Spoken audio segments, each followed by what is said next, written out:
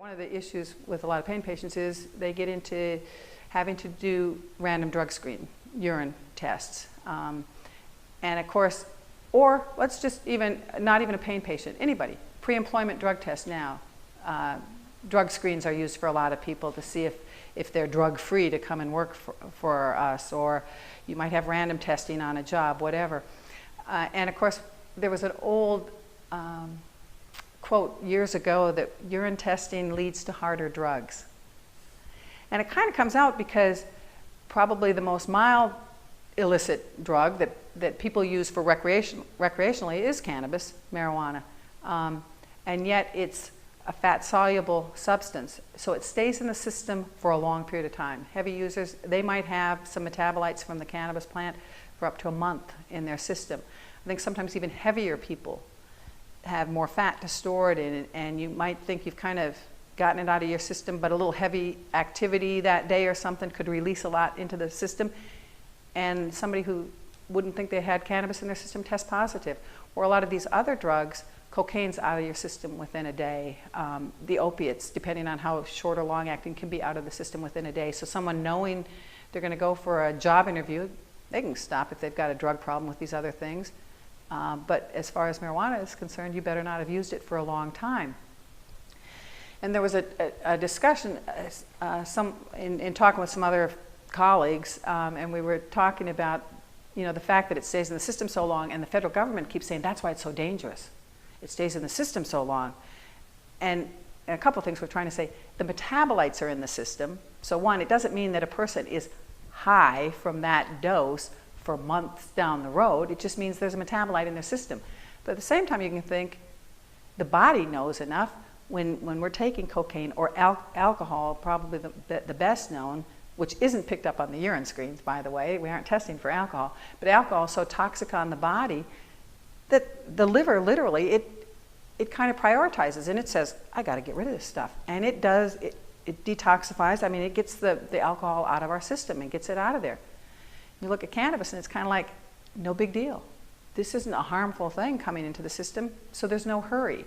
And that was someone else saying that to me, and I thought, that really does make sense. I mean, it just fits with all we understand. So what if it's in the body? It's the metabolites. They're not harmful. It could be useful and just there when and if we need it. And that goes back again to the endocannabinoid system. It's not that we have these endogenous cannabinoids just floating around our body all the time, but as they're needed, certain processes happen so that they're created to go fight. The level will go up as needed. It's kind of like, fight or flight. When you need adrenaline real quick to do something, your body makes it and releases it. And I think the same thing, depending on where you are, to keep that balance, the endocannabinoids will be made to be put in place to start some process, to start it or slow it or whatever. And the human body is amazing in terms of what it can do or not. And I think the more we're learning, Western medicine today is so disease-oriented. They focus on diseases and the meds to try to fight it, as opposed to health-oriented.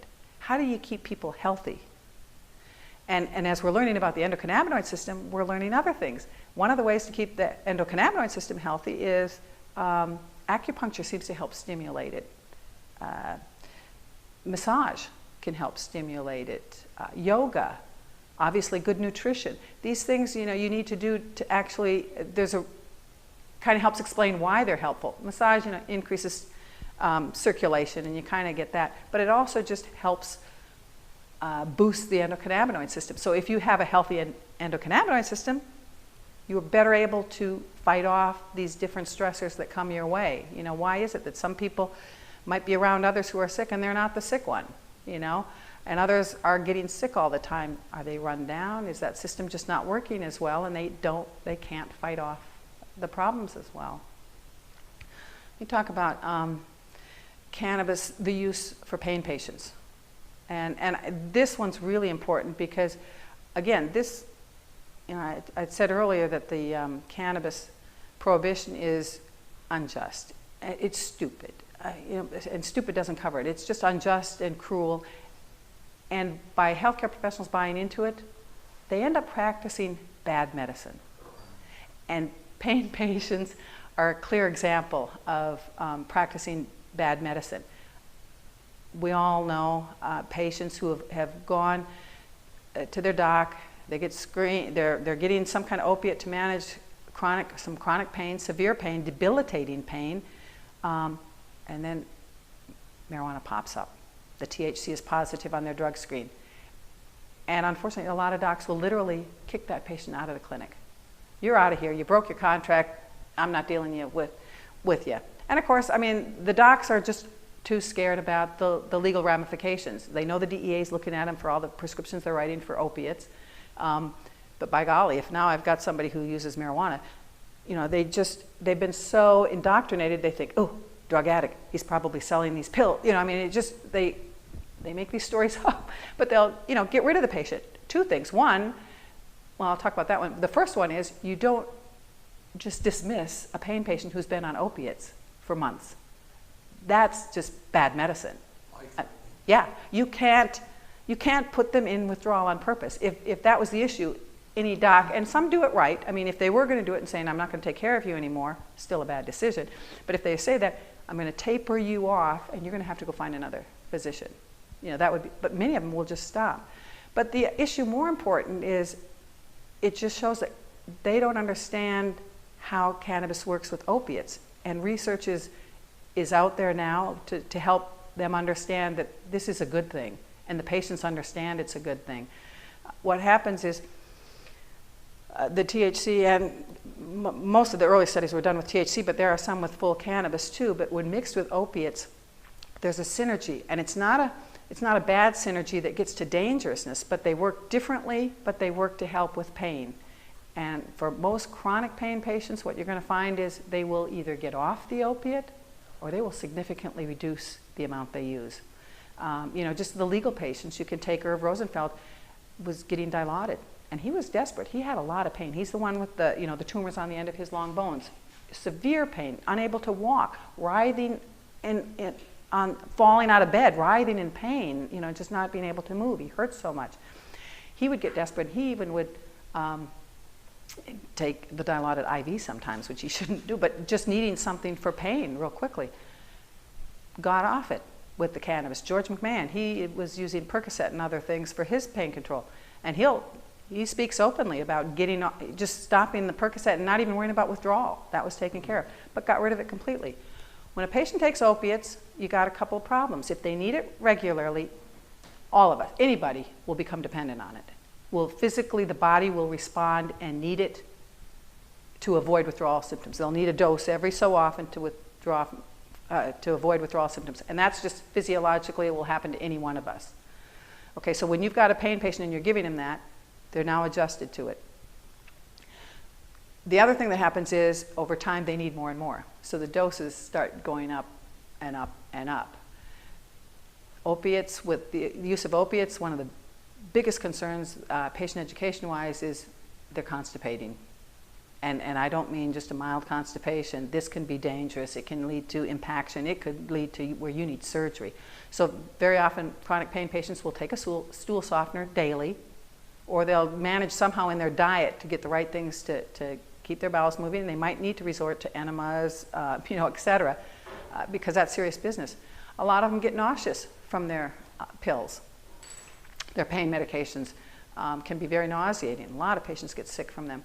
Or being on a depressant, a pain medication, opiates are depressants, and they get depressed, and sometimes they're on antidepressants. So here comes this patient, and they try a little cannabis. Somebody recommends it, whatever, for whatever reason, they try the cannabis. They feel better. Most of them will say it doesn't take away the pain, but they say it's not controlling me. I can put it in the back of my head. I can just go on. It doesn't rule my life. And the opiates, they make me feel drugged. I can't do anything. I can't think straight. And they'll find that cannabis is helpful. I don't need that opiate. Or they either use remarkably less, or they can cut it off all completely. They don't need a stool softener anymore because cannabis is great to keep those bowels moving. They don't need anything for nausea. It's one of the better medications out there for nausea. And depression, it seems to help with that as well. So here you are in a pain clinic. You've got a patient coming to you you've worked with them for years to try to get this, and you've given them the opiate, but in so doing, you need to now give them an antiemetic, you need to give them a stool softener, you need to give them an antidepressant to kind of help keep them in balance. And they're coming back with cannabis now saying, but I don't need that much of the opiate, and I don't need that stool softener anymore, and I don't need that. Now granted, pharmaceutical companies don't like to hear that. We don't need your drugs. But from the patient's perspective, better function, clear-headed, able to converse with people, feel better, quality of life is better, don't need all these other medications that they were only, half of them were medicating the symptoms, the side effects of the other medication. I mean, from any pain clinic, I would be, you'd just be, good day, success with this patient, and the patient would be leaving happy. It's just, and I think, and it's so evident. My background, starting out med-surg nursing, but then I got into substance abuse addictions nursing, 1985, I guess. I was teaching at UVA. I started teaching at the University of Virginia at the School of Nursing, and it was just basic nursing, doing clinical skills with students, and I ran a skills lab, but I started teaching a class on substance abuse. And the more I learned, you're just seeing all these patients in there with these problems, and healthcare professionals know nothing about it. I mean, they're so clueless, but when it comes to the pain, it's your answer, and you say, this is not a drug, they don't fit the description of an addict, wanting more and more and less. Now you've got a cannabis patient who's saying, gee, I'm using this. No, I don't need a prescription. I don't need a refill yet. No, I've still got plenty left. I've only used a couple. I had some bad days. That's not an addict talking. You will never get an addict telling you, I don't need my refill. And that's what happens. So it's like, how can a healthcare professional, even if you don't have it, a focus on substance abuse or addiction, how can you not get it? That's not an abuser. That's not an addict talking to say, I don't need it. When someone's willing to give you this prescription, you go, no, I don't need it. I got lots left over.